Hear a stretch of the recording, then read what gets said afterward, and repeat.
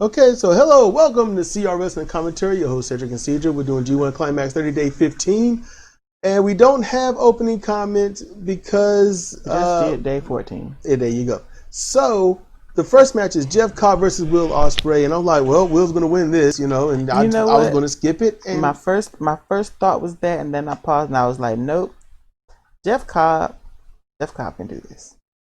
That's what I thought. See, here's the thing.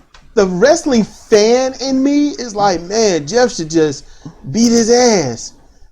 But then you've been so disappointed. You're like, well, they're Golden Boy. They'll get it done. Yeah.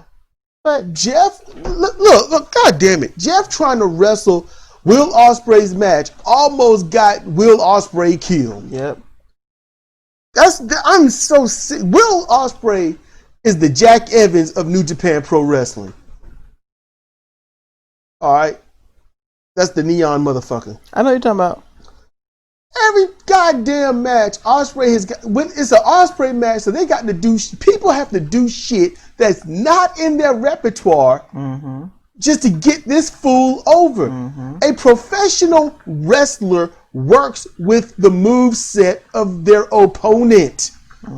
They know how to set things up where they don't have to have their opponent set up quirky things to get shit done. If Jeff Cobb wasn't country strong, he probably would have dropped Will on his head on the apron from 9 feet up. I mean, what the fuck were they thinking? That was dumb. And then Will, I'm going to do my whole backflip thing, and then I'm going to go out this, his Sasuke special, where Jeff has to stand there and wait on him to do it. God damn it. We're tired of Will. Yes. Jeff performed flawlessly. Yes. And the match goes, it's a Will Ospreay match. But at the end, Jeff does get the win with the Tour of the Islands and the fact that Ospreay is so light, he actually slammed him down before he even hit the mat himself. And he got the win. Good. Ospreay loses. I hope Ospreay loses every other goddamn match. I know he's already at 10 points. Don't need no damn more. I'm over with Ospreay. When he came back, I was all about it because I remembered how he left, and I was like, "This is promise. We're gonna see something. Even if you win every match, it should look very convincing." With pro wrestling, he's like, "Nope. I'm gonna go back to my roots of dumb shit." I'm like, man, God damn it. I'm glad Jeff Cobb won. Yep. I'm glad he won. Good grief. In any case, that's it. That's the opening thing. Yep. Let's do it. All right. You want to say it? Let's roll. All right. So, next match is Takashi Yujiro versus Ibushi Kota. Ibushi won. He's dry. Yep. Jumping knee strike. Kamigoye over. And his hair is straight up dry. His whole body is just, it looks completely dry. I think Yujiro put a little more effort into this match than he has some of the others. But, There was a point where Kota was going to get the Kamigoye on. Yujiro darted out the way. He did. We saw speed we ain't never seen this motherfucker. If he wrestled like that at the later parts of the match, early, chilled in the middle, bring it back near the end, it would help him a lot if he used that urgency in his moves and stuff. But yeah, Mr. 0 points. He's chilling.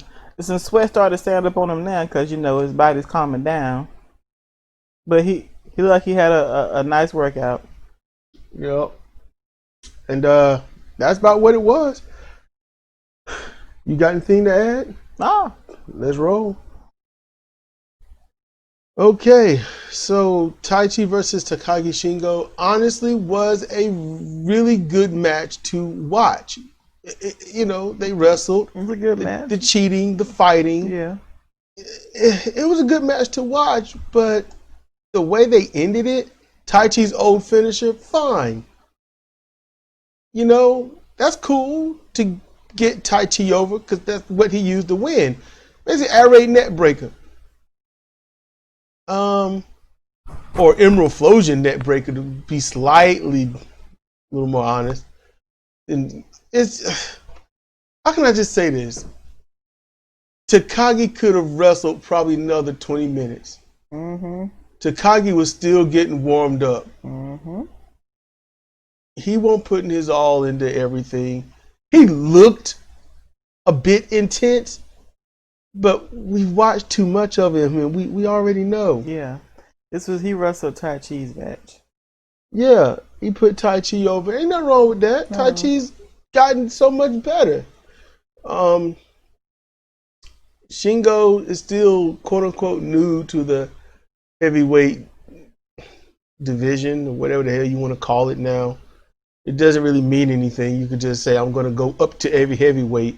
When the Young Bucks can say that, that the Young Bucks left not long after that, because to say some mess like that and you like you weigh as much as a soaking wet shoestring, yeah. Any case, anyway, I thought the match was good. I could watch it. I wouldn't bother. Yeah, I'm thinking about how the last 4 minutes went. It was pretty exciting, but leading up to almost nothing. So I'm kind of like, yeah, I couldn't watch. I don't think I could watch this again. I mean, we watched Shingo go, absolutely go toe to toe with both Ishii and Minoru. So here's a bit. He didn't show a fraction of that. I mean, it is what it is. Yeah. So, Tai Chi won. Ain't nothing wrong with him winning. It's just how he won. You're going to beat someone like Takagi, you definitely should see most of the best of him. But it won't like that. So, we're going to move on. Yep. All right, so let's roll. This next match is Jay White versus Suzuki Minoru. And my first thoughts was Jay White was going to win because, I mean, come on, they're pushing him again.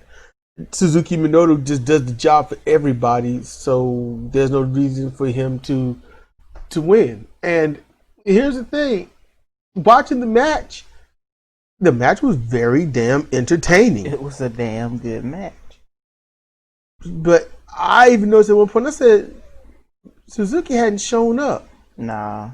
I was noticing, he hadn't shown up. He was coasting.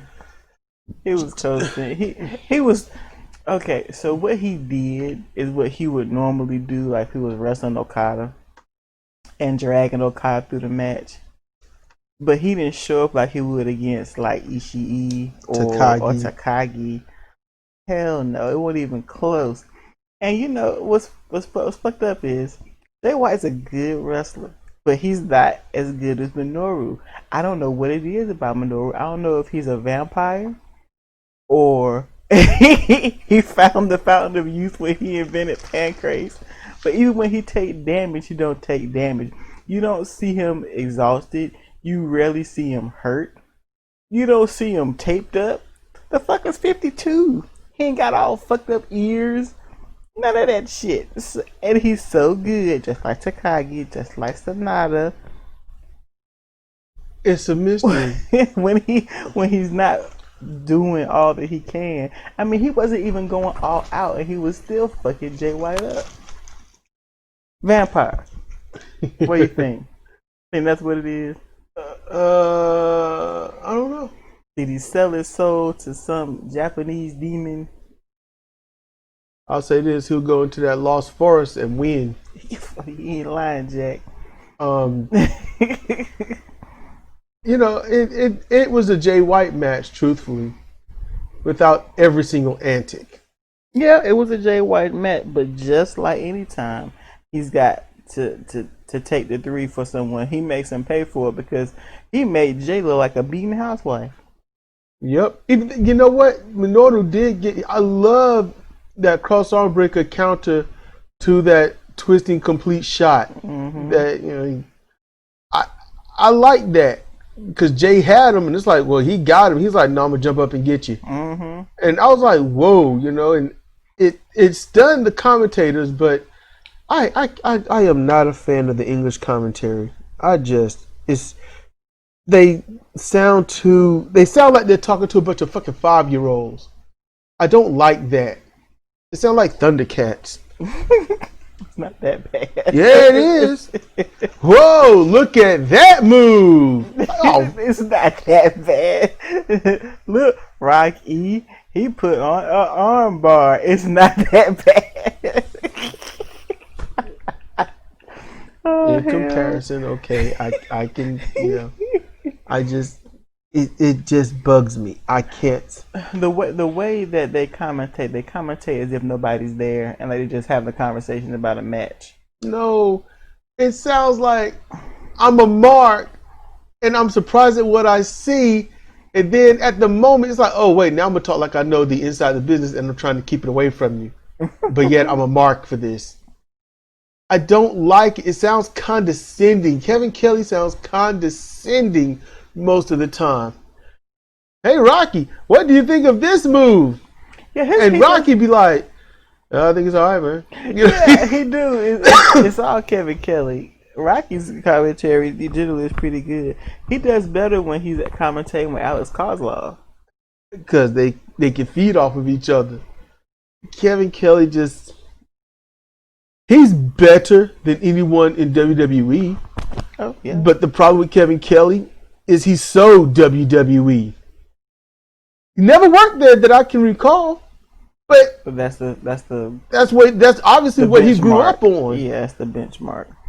Everything the flatliner, this. I'm like, man, if you don't start calling this WWF and WWE shit. He's not better than that dude that was commentating then the last time you watched NXT.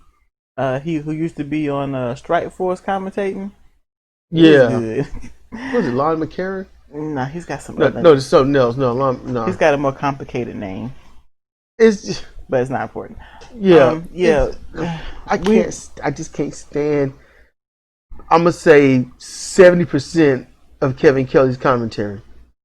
I can't stand. I'm like, look, instead of calling it a WWE move, call it a technical move. Or at least the name of the move that the person in Japan calls it. How about that? I can't stand this shit. I'm like, man, I can't stand that WWE is the end all be all of knowledge. So you got people that don't know shit, marking out over shit they don't know anything about, using names from a company that literally doesn't acknowledge anybody else or any other champion. Or any other wrestler, and has the most wrestlers dying from the fuck this shit. It is aggravating. It's aggravating. Just call it the technical move or whatever the wrestler you are watching would call it. I mean, simple. It's aggravating. Rocky Romero could just do this by himself and I'd be alright. Mm-hmm. And Rocky would sit there just chilling, talking, saying nothing. He'd be quiet for about 5 minutes. Oh, that was a good move. I'd be like, oh yeah, it is. I'd be right there with him. You know, and the match is over. Like, man, shut the fuck up.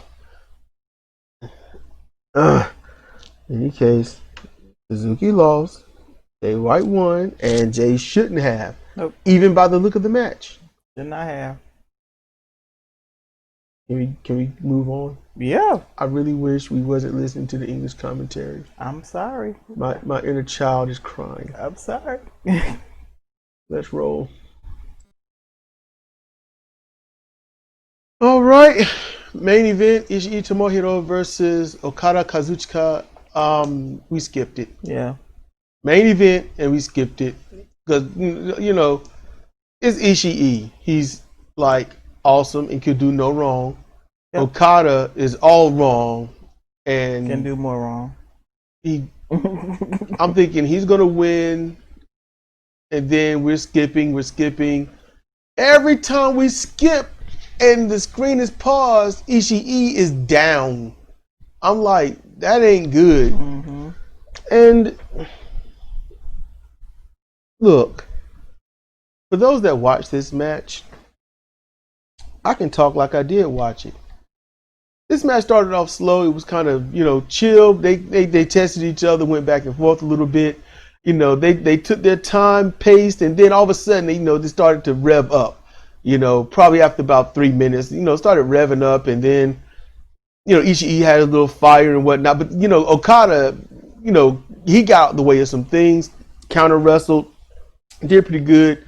A little bit later, he nailed the drop kick a couple of times, got him up on the top rope and nailed it. Just fell to the floor a little bit where Ishii messed up Okada, and Okada eventually, he nails the DDT like usual. And then after that, they get back into the ring. Ultimately, they get back in the ring, and there Ishii is a house of fire, just back and forth, firing him up. Okada can't handle it. He tries to battle back, but Ishii is like, nope, I'm going to battle this, and I am going to show you that I'm real. And then Ishii makes some very unusual mistakes as Okada makes his comeback and drop kicks, and then he goes on the offense for a little bit. Ultimately, they go back and forth with the counters. Countering the lariats, countering the sliding lariat, countering the headbutts. Some even, Ishii nailed a headbutt or two to counter Okada. Okada still fought back, fought as hard as he could. He was down and out. So many times he should have been beat. He kept countering the brain buster. He kept countering the other stuff. Ishii was like, I'm going to still do this. You're going to get messed up. And Okada's like, I'm going to get my finisher on. So then, he locks on that thing. And I'm like, you know what? Ishii, just put your hand out, man. Just put your hand out. And Okada's like, I got him. And it's all time tested. Ishii can't do anything, but he gets free. He gets free, but with the rope break. And then, ultimately, he bows up at Okada. But then Okada stops that. And then Ishii kind of stops Okada. Okada gets the move back on again. He can't handle it. He's fighting. He's fading. He fights back, and then he's not responding. He's not tapping. Okada just has it. It's not really well. And then ultimately the referee just says, you know what, I can't do this no more. He stops it, and Okada wins and barely scrapes by. Ishii don't really try to go after him or beat him up or anything. And, afterwards, Okada talks as if Ishii was never there. And, yeah. That's as if I saw it. I think that's pretty much how it would go down. Y'all can test me on it. That's really it. It's not much. We've still talked about Okada ad nauseum. Yep. So, referee stoppage. So Ishii don't submit. He don't submit, but he doesn't make it either. So that just, why can't they do that shit with the butterfly lock? Because it's Yoshihashi? Yeah. So, all right, I guess that's how that is, All right, hope y'all have fun listening to us. It's been sort of a drab one because, it's 4:40 a.m. at this moment, at the end of this. I haven't been that well tonight, but I've been trying to pass it off like I am, and it's just not working. In any case, you got anything else to add? Nope. This has been Cedric and Cedra with CR Wrestling Commentary, G130. Well, G1 Climax 30, date 15. Thank you for your time, patience, energy, and all that good stuff. And there was a comment. There was a comment. Alzanta. Okay. He said, ha ha ha. There we go. Comment's done. Okay. I guess he enjoyed what we had to say. But yeah, we see what you got to say, man. We'll read the ha-has. Good night, everyone.